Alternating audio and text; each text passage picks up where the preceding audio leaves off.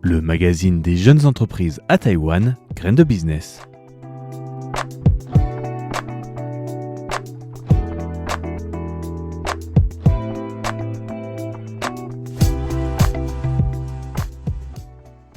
Bonjour et bienvenue sur les ondes de Radio Taïwan International. Vous êtes en compagnie de Valentin Fluquet pour l'émission Graines de Business. Et cette semaine, nous allons parler d'un thème qui va durer 3 épisodes et il s'agit en fait de la charge électrique pour les véhicules électriques avec un leader taïwanais local qui s'appelle Evoasis, ou si je veux être plus précis, c'est EV Oasis, l'oasis des véhicules électriques, dont le concept parle de lui-même à travers le nom, pour faire en sorte que les véhicules n'aient jamais soif et dont les points de charge sont bien sûr les oasis des véhicules électriques.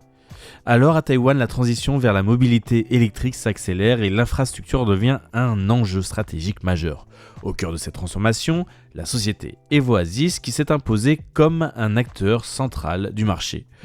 En quelques années, l'entreprise a déployé quelques 134 stations de recharge et 600 bornes rapides, atteignant 35% de part du marché. Son réseau de stations d'essai rapides dépasse désormais en nombre celui de Tesla à Taïwan, une performance symbolique dans un secteur historique dominé par le constructeur américain. Mais au-delà des chiffres, l'ascension d'Evoasis raconte surtout l'histoire d'un pari entrepreneurial sur un marché encore très naissant. Lorsque l'entreprise se lance, le véhicule électrique reste minoritaire sur l'île, les incertitudes sont nombreuses, rythme d'adoption, évolution technologique, politique tarifaire, comportement des consommateurs, rien n'était encore fait et pourtant ses fondateurs adoptent une lecture claire, la croissance sera structurelle et durable.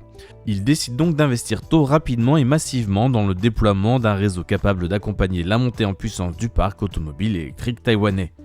Cette série d'émissions partage avec vous la vision et l'histoire de son CEO Calvin Chen à travers le podcast du média To Game Some, un média spécialisé dans l'automobile, dans l'épisode numéro 21 diffusé le 25 mars 2025. À travers son témoignage, on découvre les coulisses d'un marché en pleine construction, les choix stratégiques opérés dans l'incertitude et les obstacles rencontrés dans les premières années. Aujourd'hui, dans Graines de Business, nous revenons sur la naissance d'Evoasis, les premiers choix stratégiques de son cofondateur Calvin Chen et la vision qui a guidé ses débuts.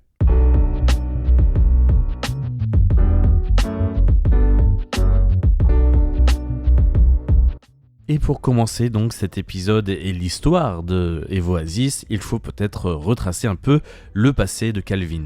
L'intuition centrale du jeune Taïwanais repose sur une conviction forte, la transition énergétique n'est pas un phénomène conjonctuel mais un mouvement irréversible. Il évoque également son lien familial avec l'électricité.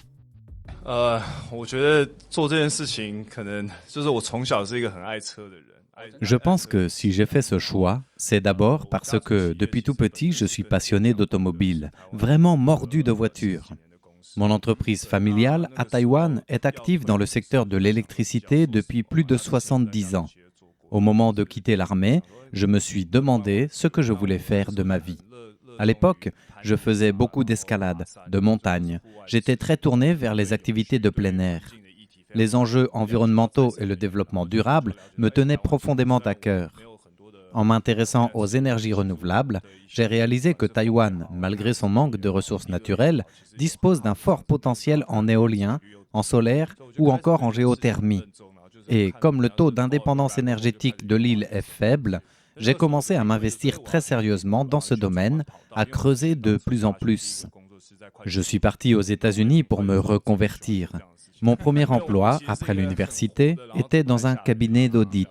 Mais j'ai vite compris que ce n'était pas pour moi. Je suis quelqu'un d'assez dynamique, j'ai du mal à rester assis derrière un bureau. J'ai donc intégré le MBA de l'Université de Californie du Sud, en Californie. À l'époque, Taïwan commençait à parler d'éolien offshore, mais en Californie, le sujet phare, c'était le solaire. À force de persévérance, café, rencontres, réseaux, j'ai réussi à entrer dans l'industrie solaire.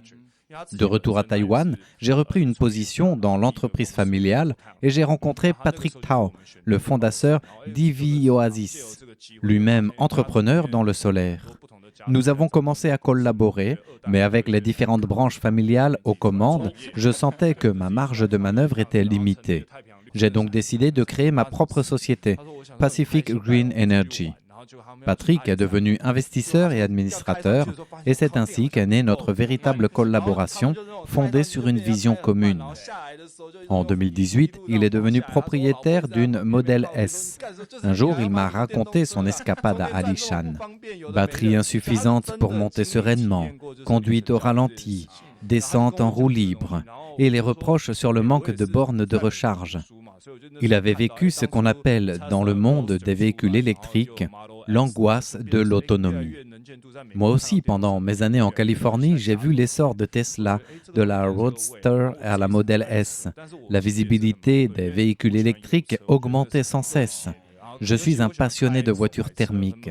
J'aime la mécanique, les boîtes manuelles, le côté viscéral. J'étais partagé.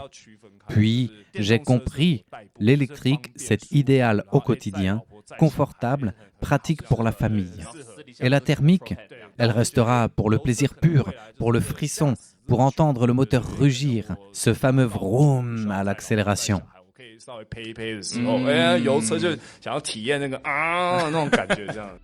Très tôt, Evoasis choisit de se positionner non seulement comme installateur de bornes, mais comme opérateur d'un réseau intégré, structuré autour d'une base de membres plus large que le nombre réel de véhicules en circulation. Avec Patrick Tao, son cofondateur, il n'y avait pas forcément beaucoup de solutions pour développer un réseau de recharge électrique autre que celui du constructeur qui avait le réseau principal à l'époque, Tesla. La logique était assez simple. À l'époque, il y avait déjà Tesla et son propre réseau de recharge. Mais on s'est dit, Tesla ne peut pas rafler toute la mise. D'autres constructeurs annonçaient aussi leur transition vers l'électrique, même si certains ont ensuite repoussé leurs objectifs, comme Volvo qui a retardé son passage au 100% électrique. On s'est dit qu'il y avait forcément une opportunité. Et puis, Taïwan ne pouvait pas laisser tout ce marché à un acteur étranger comme Tesla. Nous, on réfléchissait avant tout en tant que conducteurs. Ce qu'on voulait, c'était simplement se faciliter la vie. Moi-même, je suis rapidement devenu propriétaire d'un véhicule électrique. Je voulais juste pouvoir rouler sans complications, sans me faire reprocher à la maison que recharger, c'est trop compliqué. L'idéal, c'était de voir des bornes partout. Mais entreprendre demande toujours un peu de courage et une part d'audace. Si on avait analysé la situation de manière trop rationnelle, on se serait arrêté net. Moins de 10 000 véhicules électriques en circulation à Taïwan, des infrastructures coûteuses à installer. Et pour qui exactement? Où était le modèle économique? Si on s'était posé trop de questions, on n'aurait sans doute rien fait. Alors, à ce moment-là, on a décidé de ne pas trop réfléchir. On voulait le faire, alors on l'a fait. C'est aussi simple que ça.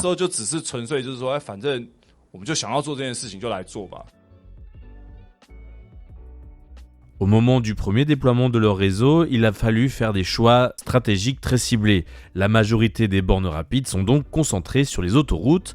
L'entreprise identifie aussi un futur goulet d'étranglement dans les grandes métropoles et décide aussi d'orienter plus tard ses implantations vers les centres urbains. Le développement doit continuer en parallèle, notamment avec le projet de construction locale avec Foxtron qui, à l'époque de l'entretien, venait de lancer la production de sa propre voiture électrique, la N7, sous la marque Luxian. Je pense que le potentiel est bien réel. Avec le lancement de la Luxgen numéro 7 ou encore l'arrivée de la modèle Y, le nombre de véhicules électriques à Taïwan a fortement augmenté. Les Taïwanais sont très réceptifs aux nouvelles technologies. Ils ont une forte curiosité et une grande capacité d'adoption. Depuis l'entrée de BlackRock à notre capitale, nous échangeons régulièrement avec d'autres opérateurs de recharge dans lesquels ils ont investi, en Corée du Sud, en Australie ou en Amérique du Nord. Et je me dis souvent que j'ai de la chance d'opérer à Taïwan. Pour un réseau de recharge, c'est presque un terrain idéal.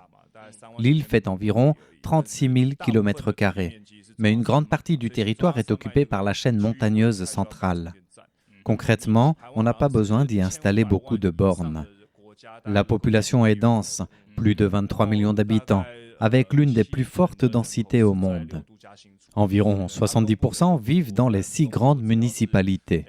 La côte Est est moins peuplée. Quelques stations bien placées le long de l'axe circulaire suffisent à couvrir la zone. Au final, Notre priorité, c'est la côte ouest. Et mécaniquement, le taux d'utilisation y est plus élevé. Notre métier ressemble à celui des télécoms. On ne peut pas dire qu'il n'y aura pas de réseau sous prétexte qu'il n'y a que quelques habitants en montagne. Mais à la différence des États-Unis, où couvrir tout le territoire exige des investissements colossaux, Taïwan offre une échelle beaucoup plus maîtrisable.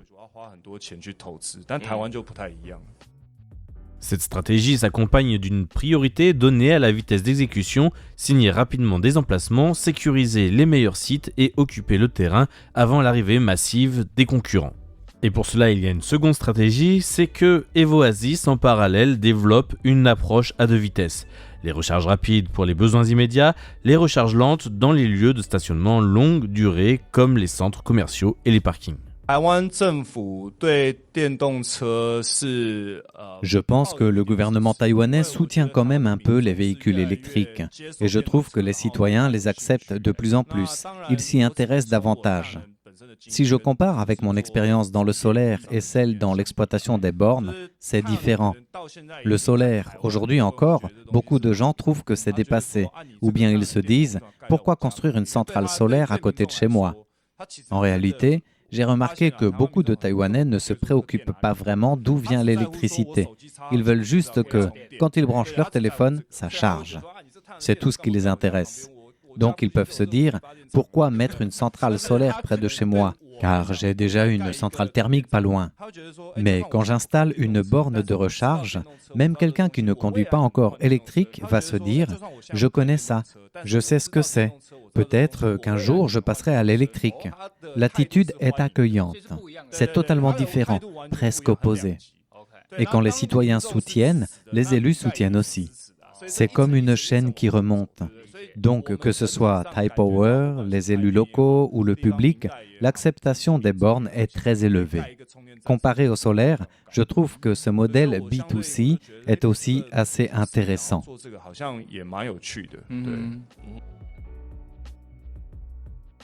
Enfin, dès les débuts, l'entreprise comprend que la taille du réseau ne suffit pas. La rentabilité dépend du taux d'utilisation. Elle met en place des règles de gestion et une politique tarifaire destinée à optimiser la rotation des véhicules et l'efficacité opérationnelle.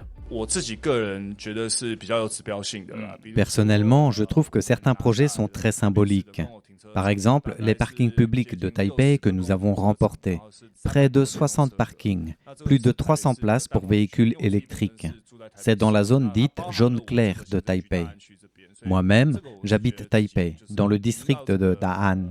Donc, quand on a gagné cet appel d'offres, j'étais vraiment très heureux. Un autre projet symbolique, c'est CPC.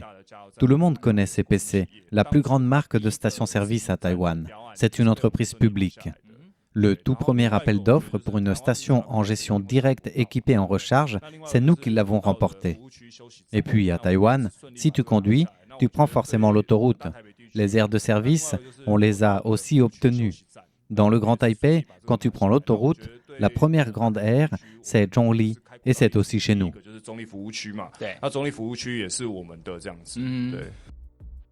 Ainsi se dessine le socle d'Evoasis, anticipation, rapidité et structuration d'un marché encore en construction et très naissant à Taïwan. Voici la fin de cet épisode. La semaine prochaine, nous parlerons de la stratégie pendant un début sous la pandémie, mais aussi de l'avantage du premier entrant, mythe ou réalité. C'est Calvin Chen qui nous en parlera le mieux.